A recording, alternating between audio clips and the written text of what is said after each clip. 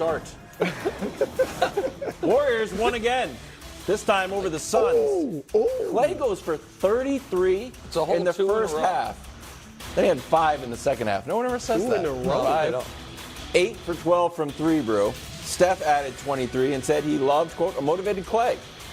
Now, Nick thinks the Warriors are at 0% of his title pie. Sorry to give away the segment coming up at 4 o'clock. 0? That's where they've been. How confident are you in one of your several picks? No, they were my preseason pick in the West. Actually, to win it all. To win it Brooklyn. all. Brooklyn has disbanded, so they're off. Look, I'm not going to sit here and say they are, absolutely the clear-cut favorite in the West, the team to beat. But are they contenders? That's your question? Absolutely not. No. Nick, Yeah. How in the world, in a wide-open West, first of all, just their experience, their basketball IQ, which I would argue as far as basketball IQ and experience is undeniable, they got the most in the West, easily. Sure. All right, no doubt as a team. And their main gun, Steph, is in his prime still. He's still a great player. Yeah, he's and that's still a testament phenomenal. to him. He's at 35. He shouldn't still be in his prime, especially at that size. But And he's playing as well. No doubt about it. And here's the other thing, Nick. Clay. Yep.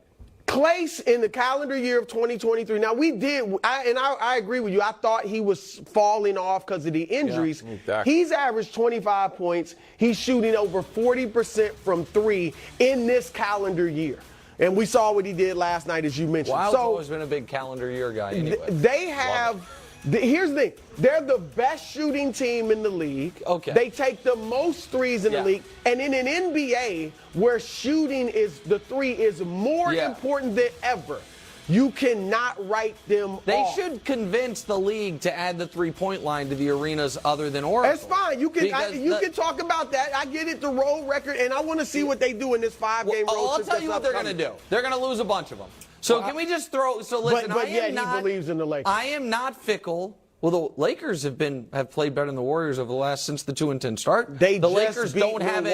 The Lakers don't have it. Yes, the Warriors. If the Warriors' path to the championship involves only playing teams whose superstar, transcendent, Hall of Fame, top 12 ever guy is not there, then maybe they got a shot. But beating the Giannis-less Bucks at home and then beating the Durant-less Suns at home is not going to make me, unlike the rest of the fickle media, all of a sudden act like the Warriors are something they haven't been, which is a good team. They have been the definition this year of average. After 20 games, they were 10-10. After 20 games, they were 40 games, they were 20-20. After 60 games, they were 30-30. And here's guessing that after 80 games, they're going to be 40-40. They're over 500 right now. This moment they are, but unfortunately for him, they're about to go on a 5-game road trip. Can we show you their next half dozen games? Brew, let's be honest here. This is their next 6. Yep. 5 straight on the road and then Philly. What do you think they will go on this in the 6-game stretch? Because I'm going to peg it at 2-4. Oh no, at least 3-3, at least. Okay. And look, the road record is a concern. I'm not going to sit here with blinders on. Yeah, it's horrific. Yeah. Okay. However, again, the experience. I mean, I'm giving them the benefit of the doubt. But can I ask you this? Because they've got so much championship pedigree. I understand that, but can I ask you this question? If you're going to play and I shouldn't say play, if you're going to bring up, and I think it's valid in certain instances, the experience card, is it not just as valid as a counterpoint to say, yeah, they're emotionally spent from the championship last year? What a relief, how important it was. And you know where you see that? When they go on the road. That's right. When they don't have their home crowd generates for them the emotion they need, the force that they need. But when they have to generate it themselves, they are unable to. And I would argue this also, Wilds, the young players have developed, most notably Poole, and then Wiseman's gone, and Kuminga is, hurt himself, unfortunately. But he's been okay. He's been fine. But I think Poole's developed bad habits.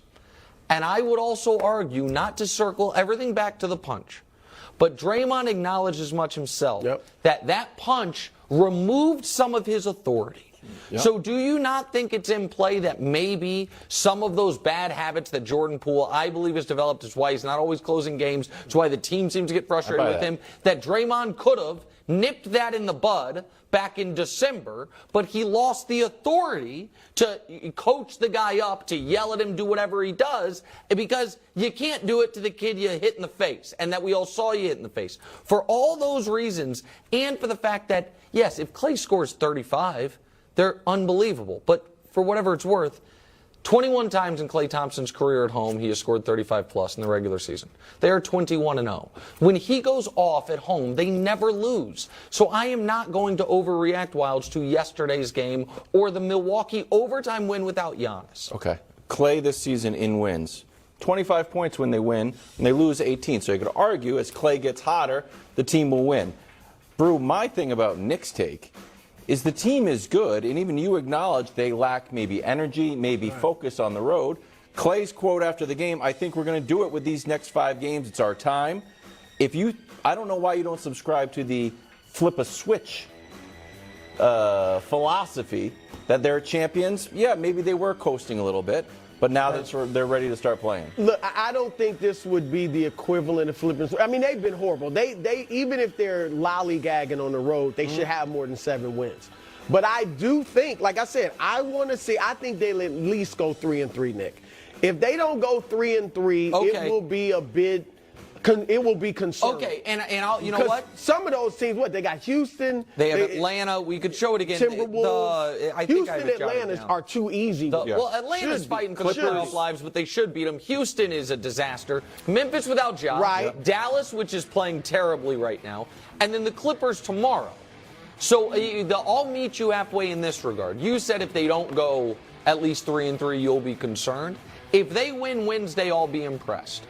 Assuming Kawhi plays, and I don't know why he wouldn't. But if they go, because that would be an impressive they and win, the Clippers are tied right now for the 5 spot. I believe that when the playoffs begin, when the play-in begins, the Warriors are going to be in the play-in. I think the Lakers and the Mavs are going to jump over them because I don't believe the Warriors can win consistently on the road. And when we say flip a switch, it should be noted historically, we've never seen a team, champion or not, go from where they are right now in the standings in the regular season to then flip a switch and win the title. We did see the Rockets as a 6th seed, but they added Clyde Drexler mid-year, so it was kind of a difference. The Warriors didn't add a major piece mid-season. When we talk about the Lakers in 2001 or 02 flipping a switch, what that means is they were playing like a 50-win team when we knew they could be a 65-win team, not a team that has been hovering at 500 all year. Let me show you one thing. This graphic, Nick, they've got their starting 5. Now, they got to get Wiggins back. We didn't even mention Andrew Wiggins. I don't know if that. The starting 5 of the Warriors, that's Looney. You see it up there. Number 1 offensive rating, number 1 net rating. They're beating teams by an average of 22 points a game with that starting 5, and the defense obviously top 10. Have you seen what Steph and Kerr have said? Well, looks like Wiggins might be gone for the year. I don't think, honestly, without Wiggins, I don't think they can't win it. Because there was talk. I mean, Steph was clearly the Finals MVP, but Wiggins was right there for a while. Was critical. So they do need him for his defense and you're right. We should have mentioned it. I don't anticipate that he's coming back. I don't know what he's dealing with. No. Yeah. But Colin said on his show today that he heard from someone that they are not optimistic that he's coming back. It's a personal issue, and we don't know. That hurts. Steph had some throwback trash talk last night, saying this isn't 2014 anymore. That is such. Chris Paul responded after the game by saying, huh? Take a listen. I don't know what happened in 2014. Y'all tell me. It must have been from y'all been in the playoffs that year? The Clippers? It's like 9 years ago. What happened? No, I don't know nothing about that. 2014. I ain't trying to be funny. I promise I don't know. Y'all gotta ask him. I don't know what happened in 2014. It's effective trash talk. I know what happened. Oh, go ahead. The last time Chris Paul beat Steph in the playoffs. Of course. 7-game series. Yep. I love this from Steph for 2 reasons. One, it shows that he keeps receipts. Like Jordan, like LeBron, he keeps receipts. Because sometimes you mentioned, are they spent? He's won 4 championships. you need other things to motivate you sometimes. So this is him, going back 9 years for some motivation against Chris Paul. The other thing, Nick, and look, Steph's always been cocky. He's always been sure of himself. But I'm seeing maybe even a little cockier Steph. Oh, since he's come back since he's come back from this injury, 31 points, 50% shooting from three on 11 attempts a game. Because they have to have You're shooting 11 threes a game yeah. and hitting half of them? That's crazy. So I love it. Okay, so I love this as well. My frustration with Steph years ago was actually not with Steph, it was with the media. Because they treated him as, the humble superstar. I was like, there ain't nothing humble about Steph Curry. He didn't have humble beginnings. His daddy was an NBA player. Everyone's like, because he went to Davidson. He was still a top 10 pick of the draft. And as soon as we figured out his ankles worked, we knew from that night in Madison Square Garden 11 years ago that this guy was a killer. And he carries himself like a killer, which he should. So I liked it. This also made me a little sad. Because this should have been a better rivalry. Yeah. Chris thinks he's better than Steph. He's not, but he thinks he is. I'm certain of it. Maybe not at this moment today, but that he's a better player than Steph Curry. He's always carried himself like that. He definitely isn't. And we saw them play each other in 2014 in a classic. When Chris was on the Clippers before the Warriors started their run, back when Mark Jackson was the coach. Yep. It was Mark Jackson's last game coaching the Warriors was this series. And then because of Chris's team's shortcomings, we never got it again, really. So let's just... But also Chris's shortcomings. That's what I mean. No. The team... So in 2015, we would have gotten it. The Clippers were up 3-1 on the Rockets, and they blew it. In 2016 and 17, the Clippers lost to Portland. Now Chris got hurt in that series, and to Utah before they could have played them. Now they did get to play each other in 2018 and 19 when he was with Houston, but that's when Durant's there and Chris gets hurt in one of those series. They up 3-2. Yep. And then, now that when it would have been a fair fight, Durant's gone, Chris is on Phoenix. In 2021, Golden State misses the playoffs. Last year, what happened? They blow a 3-2 lead to Dallas, so we don't get it there either. I feel like we should have gotten Chris and Steph in the playoffs in a fair fight a bunch of times. Instead, after that series, we got it 2 times, and both those times, Chris and Steph were kind of the second best guys on their own team. Well, there was a year when Durant got hurt. Got hurt, but correct. It was but he got hurt when he got hurt. 2-2, but he was there for most of the series. Right. That's right. Too long. What? It's too long ago. Too long ago? You don't like it? Receipts. 20. If Chris Paul doesn't know what you're talking about. Well, it behooves Chris to say he doesn't know. Because he knew he didn't win. Or he actually won that time, but he knew he lost. A regular season game in March? No, he was playing dumb. I think he was playing dumb. He didn't know exactly, maybe, but he knew Steph got the best of me. Isn't this a version of the same tentacle of trash talk that Luka was talking about with Devin Booker? When Luka's like, you wait till you're up to talk. Where Luka essentially was saying, until you beat me in the postseason, you don't get to talk. The fact that Steph Curry is saying, it's not like Chris has not beaten him since then. He's saying, it's been a decade since you beat me when it mattered.